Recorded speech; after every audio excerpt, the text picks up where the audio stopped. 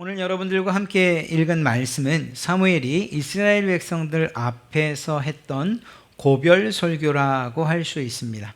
사무엘이 태어났던 시대는 마지막 사사인 삼손의 죽음 이후, 그래서 굳이 연대로 따진다면 주전 1103년 혹은 1105년경에 태어납니다. 그때의 상황에 대해서 사사기는 사람이 각기 자기의 소견에 옳은 대로 행하였더라 라는 말로서 사사기를 마무리 짓고 있죠. 그리고 그때의 모습이 어떤지를 잘 드러내주고 있습니다. 당시의 사사였던 그리고 또 제사장이었던 엘리의 가문만 봐도 우리가 잘 알 수 있지요. 엘리의 아들들이야말로 자기 마음 내키는 대로 행했던 대표적인 인물들이었습니다. 그들에게서 발견할 수 있는 것은 무능력과 그리고 하나님의 말씀에 불순종하는 악함 뿐이었어요. 소망이 없는 시대에 암흑과도 같은 그러한 시대, 그것이 바로 사무엘이 태어났던 시대였습니다.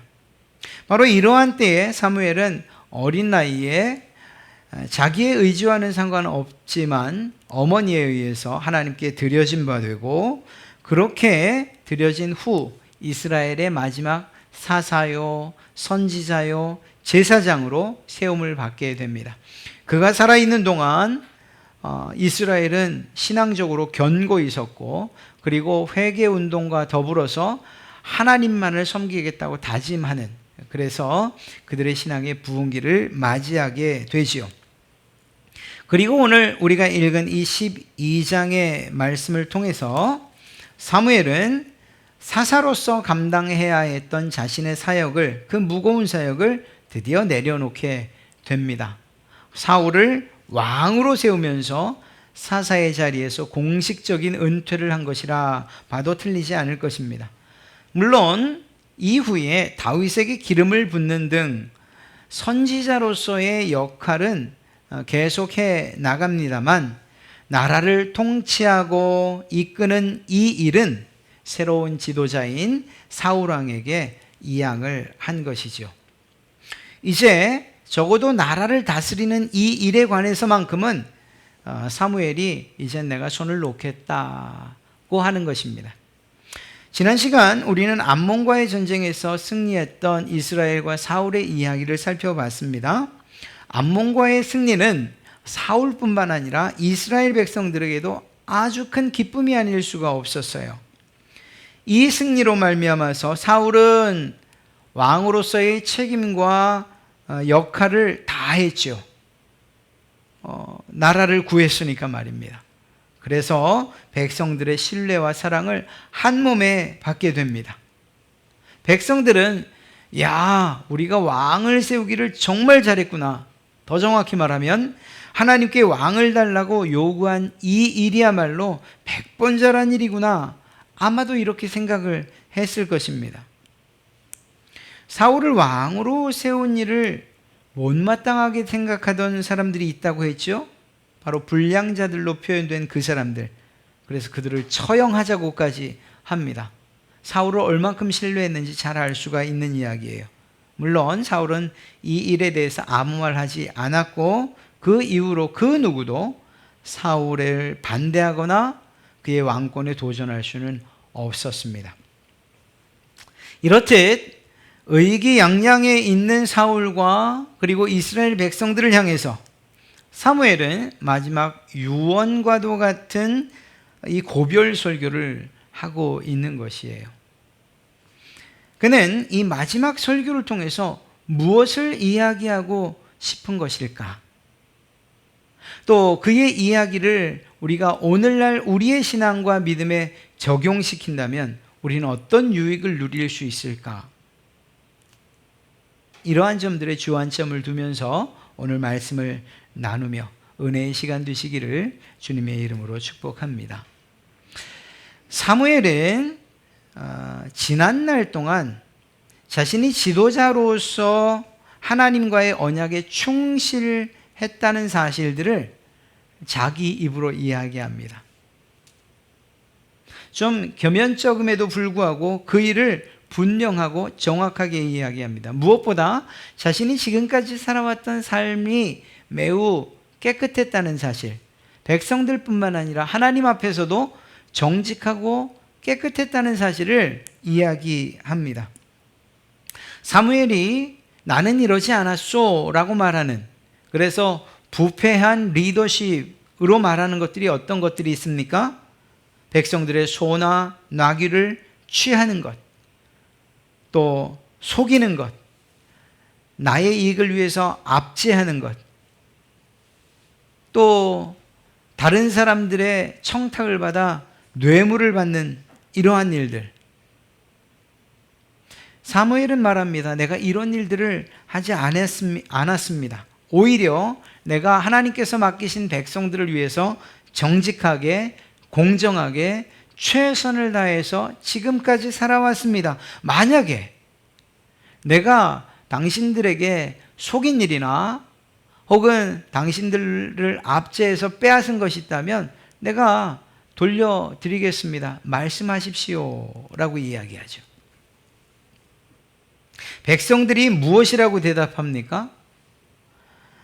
사실은 이 일에 대해서 백성들이 인정을 했어요. 사무엘 당신은 청렴합니다. 하나님께 충성됐습니다. 백성들을 끔찍이도 사랑한 사람입니다 라고 그렇게 인정했어요. 오늘 말씀을 보면. 그러니까 사무엘은 자신의 그러한 결백함을 먼저 백성들에게 이야기하더란 말입니다. 사무엘이 굳이 말하지 않아도 될 이 사실을 회고하는 이유가 무엇일까요? 자기를 알아달라고 하는 것일까요?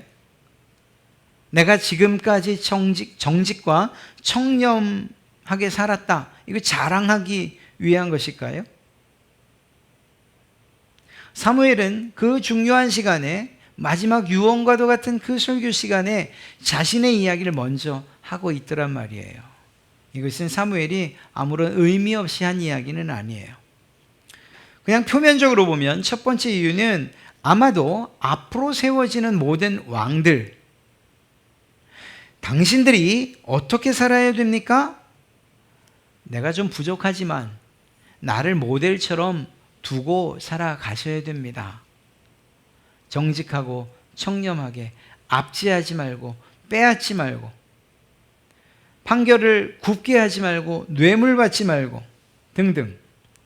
하나님께서 다스리게 하신 그 하나님의 마음을 가지고, 사랑과 인애의 마음으로, 공의와 정의를 가지고, 공평과 그리고 공정함으로 백성을 다스리십시오라는, 그래서 자기 자신을 모델처럼 이렇게 제시하는 것처럼 여겨지기도 합니다. 그런데 사실은 이보다 더 중요한 이유가 있었어요. 이것이 자신을 소개한 자신의 청렴함과 그리고 결백을 이야기하는 진짜 이유인데, 그것이 무엇인가? 그것은 너희들이 요구한 왕이 없었던 때에도 하나님께서 언제나 이 나라를 잘 다스려 오셨다는 사실을 깨닫게 하고자 함입니다. 왕이 없었던 시대, 사사시대, 아니 그 이전, 그리고 사무엘 당신이 살아있던, 자신이 살아있던 그 시대에도 하나님은 이스라엘을 끝까지 지키시고 그리고 잘 다스려 오셨다라는 사실이에요. 암몬 전투에서 이기고 의기양양해 있는 백성들, 우리가 왕을 잘 뽑았지, 왕을 요구하길 잘했지 라고 하는 그 생각에 마치 찬물을 끼얹는 것과 같은 그러한 모양새입니다. 너희가 왕을 뽑지 않았어도 하나님은 그 이전부터 이 나라를 잘 다스려 오고 계셨고 잘 지켜주셨다라고 하는 사실을 이야기하고 있는 것입니다. 이것을 통해서 무엇을 말하는 것입니까? 성경에도 이야기하는 것처럼 하나님 아닌 인간 왕을 구한 일이 분명히 잘못된 것이라는 것을 지적하고 있는 것이에요. 이스라엘 백성들이 새로운 시대 그리고 새로운 정치 체제를 맞이하면서 이 점을 잊지 않아야 된다는 것입니다.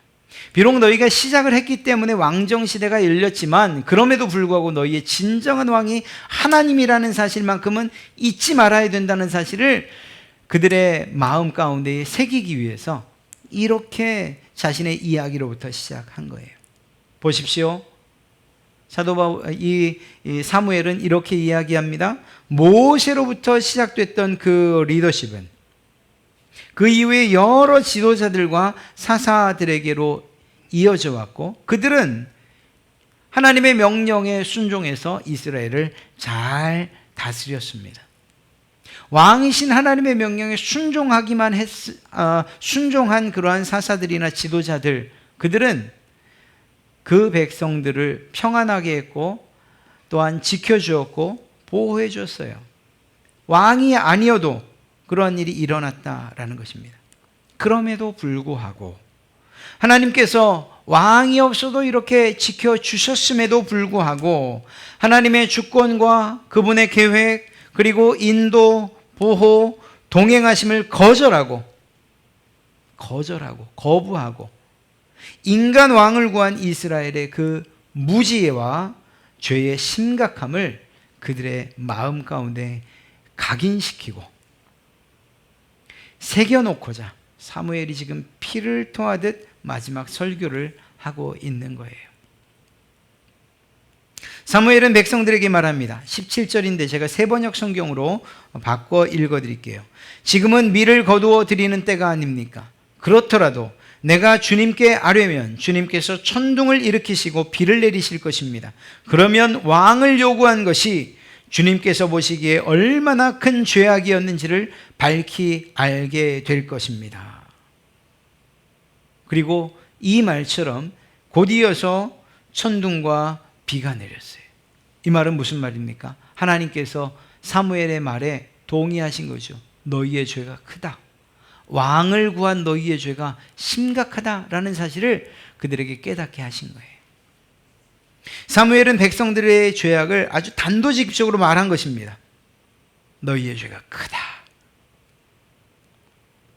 그러자 백성들은 자신들이 깨달은 것을 대답으로 합니다. 그것이 19절이죠. 모든 백성이 사무엘에게 간청합니다.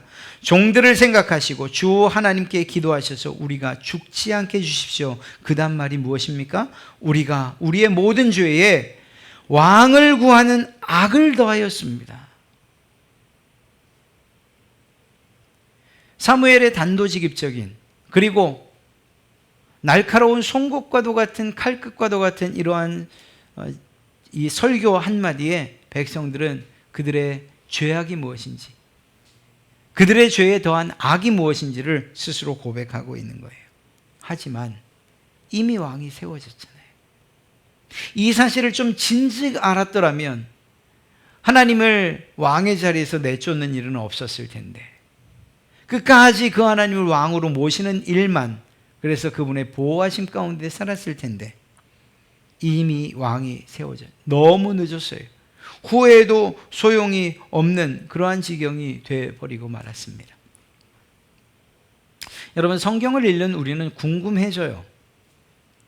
그러면 오늘 말씀, 여기까지 말씀대로라면 하나님이 원하시지 않는 왕, 하나님을 내쫓고 인간 왕을 세웠으니 하나님은 이제 이스라엘을 떠나시는가? 더 이상 그들을 다스리지 않으시는가? 하나님께서 이스라엘을 포기하신 것인가?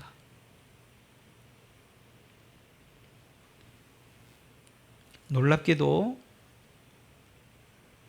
성경을 읽는 우리가 이제 끝이구나 라고 생각하는 그때, 너무 늦었다고 생각하는 바로 그때, 후회도 소용없을 것이라고 여겨지는 그때에 하나님의 은혜가 시작된다는 것을 우리는 오늘 말씀을 통해서 분명히 깨닫게 될 것입니다.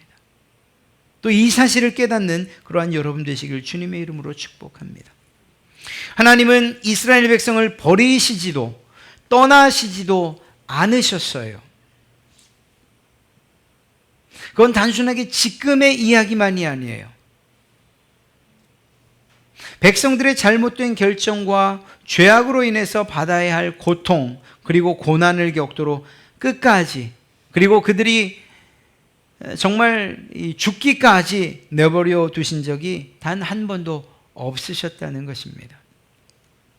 오히려 언제나 함께 하겠다고 하셨고 그 약속을 신실하게 지키셨어요. 사무엘은 이 사실을 증명이라도 하듯이 이스라엘이 이집트의 포로로 노예로 있을 때부터 하나님은 그들을 사랑으로, 우리 백성을 사랑으로 은혜로 대했다고 증언하고 있습니다. 8절 이후의 내용이 바로 그런 내용이에요. 여호와께 부르짖음에 그 부르짖음을 들으시고 자유와 해방을 주셨고 마침내 이곳 가나안으로 인도하여 살게 하셨습니다. 하지만 안타깝게도 하나님의 은혜를 잊은 채 백성들은 바알과 아스다롯을 섬기며 하나님께 범죄했지요. 그런데 그 죄악으로 인해서 고개조차 들 수 없는 그런 상황에서도 부끄럽지만 하나님을 향해서 도와달라고 부르짖는 백성들의 그 강구에 하나님이 여러 사사들을 보내서 사방의 적들로부터 그 백성, 그 죄 지은 백성들을 구해 주십니다. 구해 주실 뿐만 아니라 안전하게 살게 해 주셨어요. 여러분, 사사기의 사이클은 늘 그렇습니다. 하나님께서 주시는 평안이 있어요. 그러면 그 평안을 배반하고 하나님을 떠나 이방신들을 섬깁니다. 그러면 하나님께서 그 이방신들을 섬기고 죄 짓는 백성들을 이웃 나라들을 통해서 징계하십니다. 침략하십니다. 그들을 압제하십니다. 그러면 그들이 다시 부르짖어요. 하나님, 우리의 죄악을 용서해 주십시오. 부르짖어요. 하나님은 언제 그랬냐는 듯이 그들을 다시 사사를 통해 평안을 허락해 주셔요. 그리고 이 사이클은 계속 이어져 가는 것, 반복되어져 가는 것이 사사기의 내용이에요. 우리 사람의 편에서 보면, 아니 이렇게까지 참으시고 또 참으셔야 되는가? 이렇게 소망 없고 또 반복해서 죄를 저지르는 이 백성들을 그대로 남겨두셔야 하는가라는 그러한 생각이 들지만, 하나님은 부르짖기만 하면, 하나님을 향해서 회개하고 도와달라고 요청하기만 하면 언제 그랬냐는 것처럼 하나님은 사사를 보내시고 그 백성들을 구원해 주셨다는 거예요. 그리고 사무엘은 이야기합니다. 얼마 전 있었다. 암몬의 왕 나하스가 쳐들어왔을 때 하나님이 왕이심에도 불구하고 너희들이 무엇이라고 했느냐? 우리를 다스릴 왕이 필요합니다 라고 말하며 인간 왕을 구하는 그 죄를 너희가 범하지 않았더냐. 그런데 하나님이 어떻게 하셨죠? 그 암몬을 무찌르고 나하스를 무찌르고 이스라엘을 구해 주셨지요. 언제나처럼 말입니다. 이게 무엇을 이야기하는 것일까요? 이런 사이클들이 과연 무엇을 우리에게 말하고자 하는 것일까요? 그 어떤 죄나 악도 그 자체로는 우리를 향한 하나님의 사랑과 은혜로부터 우리를 분리시키지 못한다는 것입니다. 우리의 어떤 행위도, 심지어는 스스로를 향한 정죄감도 우리를 용서하시고 받아주시는 하나님의 은혜 밖으로 우리를 밀어내지 못한다는 것입니다. 이 사실을 사도 바울은 정말 잘 우리에게 전해주고 있어요. 그 전에 유진 피터슨이라고 하는 목사님께서 이 부분, 20절과 22절 부분을 그분만의 의역을 해 주셨는데, 성경의 본문과는 조금 다르지만 한번 마음에 새기기에 괜찮을 듯 싶어 읽어드립니다. 20절과 22절 이렇게 번역했습니다. 두려워 마십시오. 그렇습니다. 당신들은 죄를 범했습니다. 그러나 죄책감이 당신들을 무력화하게 내버려 두지 마십시오. 당신의 죄가 당신을 속여 당신 자신은 구원받을 수 없다고 생각하지 못하게 하십시오. 잠시라도 하나님이 당신을 포기하셨다고 생각하지 마십시오. 당신을 구원하는 것은 하나님이 하실 일이며 하나님은 결코 당신을 포기하지 않으십니다. 이렇게 해석했어요. 더 나아가 사무엘은 비록 자신이 지도자의 자리에서 내려오지만 여전히 백성들을 위해서 기도하고 하나님 앞에서 의로운 삶이 무엇인지 가르치면서 너희들과 백성들과 함께 있겠다고 약속하기까지 합니다. 말씀드렸던 것처럼 여러분, 우리가 알고 있는 바 복음의 진수가 무엇입니까? 사도 바울의 로마서 8장 아닙니까? 그 8장 1절이 어떻게 시작하고 있는지 우리는 잘 알고 있습니다. 그러므로 이제 그리스도 예수 안에 있는 자에게는 결코 정죄함이 없나니 이는 그리스도 예수 안에 있는 생명의 성령의 법이 죄와 사망의 법에서 너를 해방하였습니다. 그의 복음의 선언은 31절부터 절정을 향해 치닫는데 이렇게 이야기합니다. 사도 바울은 선언합니다. 하나님이 우리를 위하시면 누가 우리를 대적하겠습니까? 누가 감히 하나님의 택하신 자들을 고발할 수 있습니까? 누가 정죄하겠습니까? 누가 우리를 그리스도의 사랑에서 끊을 수 있습니까? 환난, 곤고, 박해, 굶주림, 헐벗음, 위협, 칼, 그 어떤 것도 우리를 그리스도의 사랑에서 끊을 수 없습니다. 사도 바울은 마지막 목청을 높여 외치죠. 나는 확신합니다. 죽음도 삶도 천사들도 권세자들도 현재일도 장래일도 능력도 높음도 깊음도 그 밖에 어떤 피조물도 우리를 우리 주 예수 그리스도 안에 있는 하나님의 사랑에서 결단코 끊을 수 없습니다. 아멘. 이 얼마나 놀라운 고백입니까?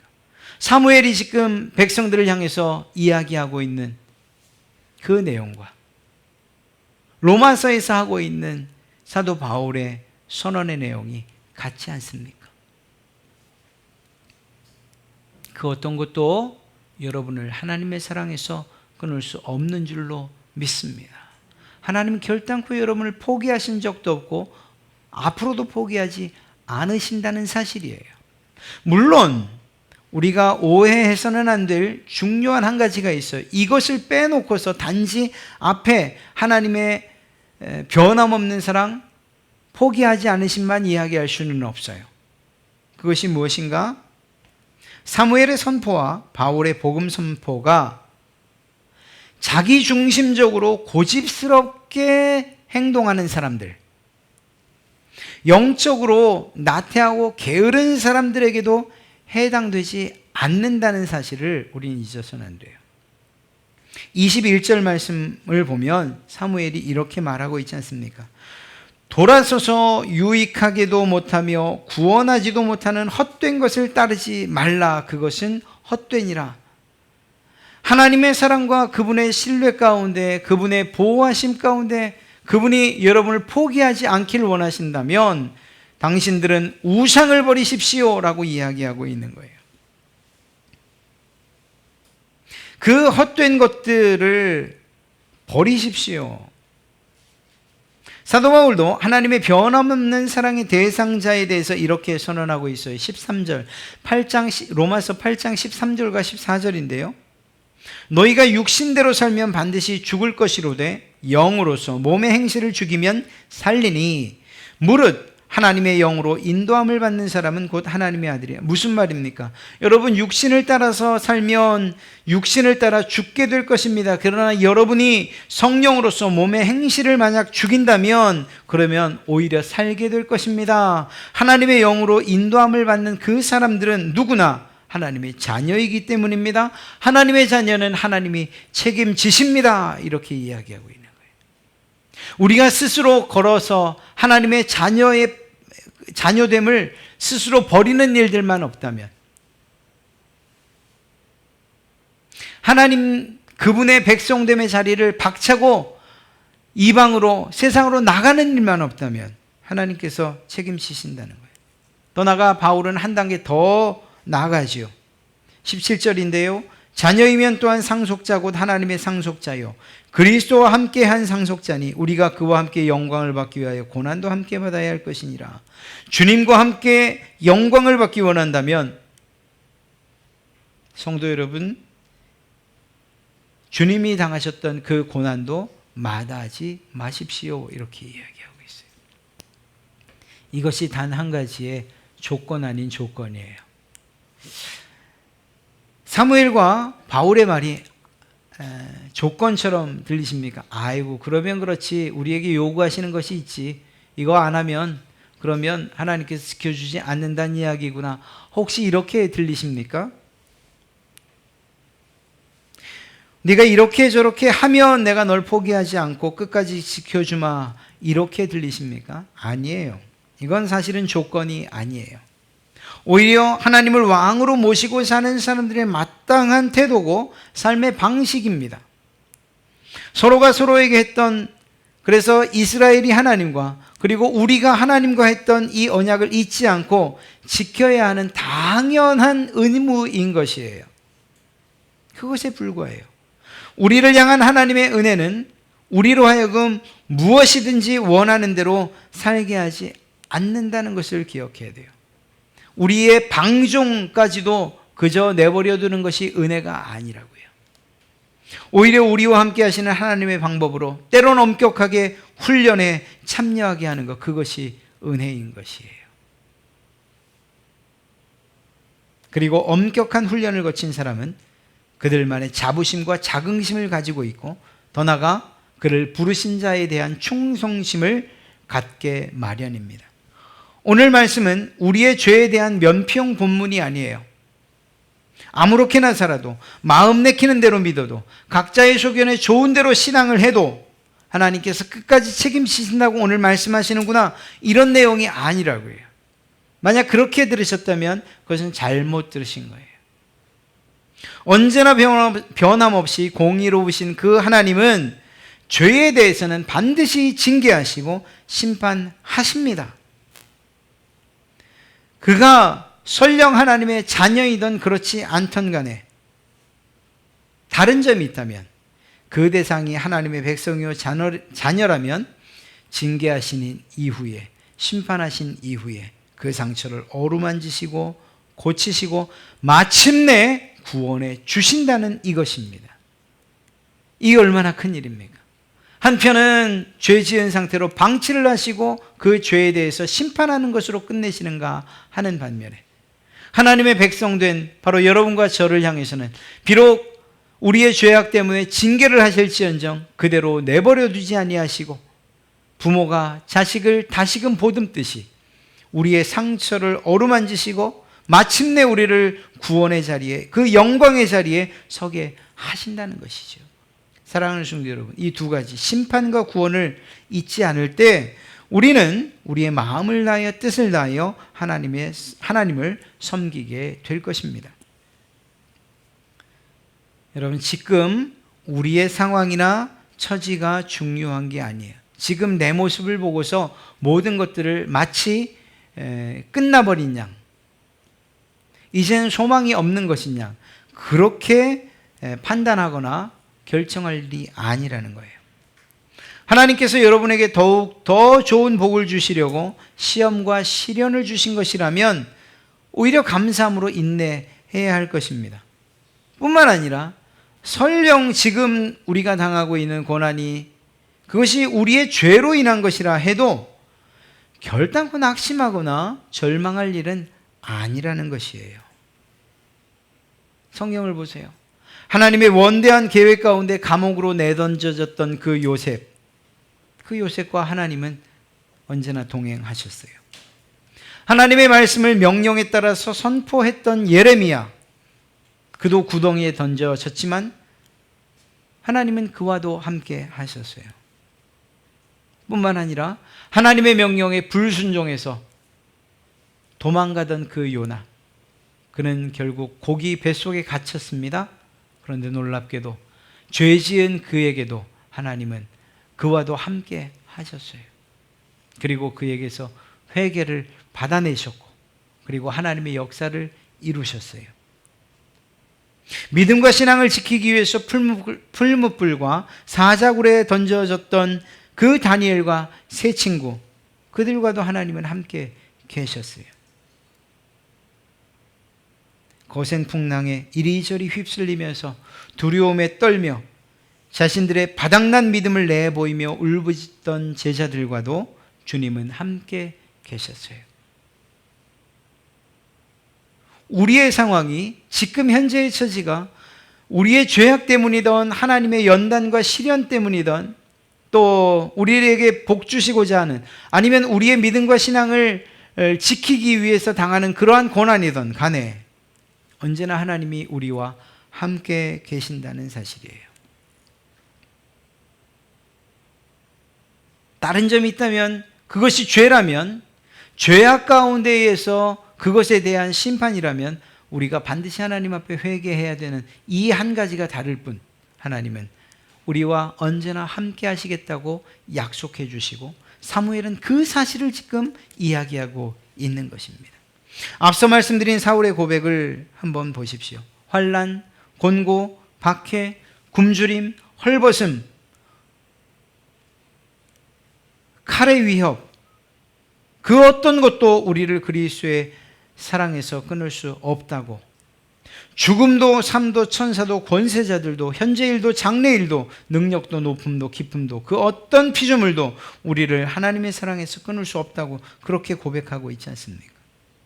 그 이유가 무엇입니까? 그 절체절명의 순간순간마다 하나님이 함께해 주시기 때문 아닙니까? 환난이나 박해나 굶주림, 헐벗음, 심지어는 죽음의 순간조차도 내가 너와 함께하마 라고 말씀해 주시는 그 하나님의 약속 때문 아닙니까? 약속뿐만 아니라 실제로 우리와 함께해 주시기 때문 아닙니까? 사랑하는 성도 여러분, 지금의 상황 때문에 하나님께서 나를 버리셨어 라고 생각하지 마십시오. 하나님은 언제나 단 한 번도 여러분을 버리신 적도 없고 포기하신 적도 없으십니다. 이스라엘 백성들, 그들에게 원하는 것은 단 한 가지였어요. 24절, 너희는 여호와께서 너희를 위하여 행하신 그 큰 일을 생각하며 오직 그를 경외하며 너희의 마음을 다하여 진실이 섬기라. 하나님께서 죄악 가운데 있는 너희도 보살피시고 지키셨다면 마음을 다하여 하나님을 경외하고 진실을 섬기는 너희들을 지키시지 아니하시겠느냐? 너희들과 함께하지 아니하시겠느냐? 너희의 기도에 응답하지 아니하시겠느냐? 사무엘의 이러한 백성들을 향한 요청은 오늘 우리를 향한 요청이고, 그리고 우리를 향한 권면입니다. 하나님 앞에 우리의 신실함을 나타내 보이고 하나님의 자녀로서 그분의 백성으로서의 삶의 의무를 그리고 책임을 다할 때 하나님께서 어떤 상황에 여러분이 어떤 상황 가운데 놓이든지 간에 반드시 여러분을 지키시고 보호하시고 여러분과 동행하여 주실 줄로 믿습니다. 그것이 풀무불 가운데이든 사자굴 가운데이든 어두운 구덩이든 사망의 음침한 골짜기이든지 간에 하나님께서 여러분들과 반드시 함께하여 주실 줄로 믿습니다. 그러한 하나님의 보호하심과 인도하심으로 다음 한 주간도 넉넉히 승리하시는 그러한 여러분 되시길 주님의 이름으로 축복합니다.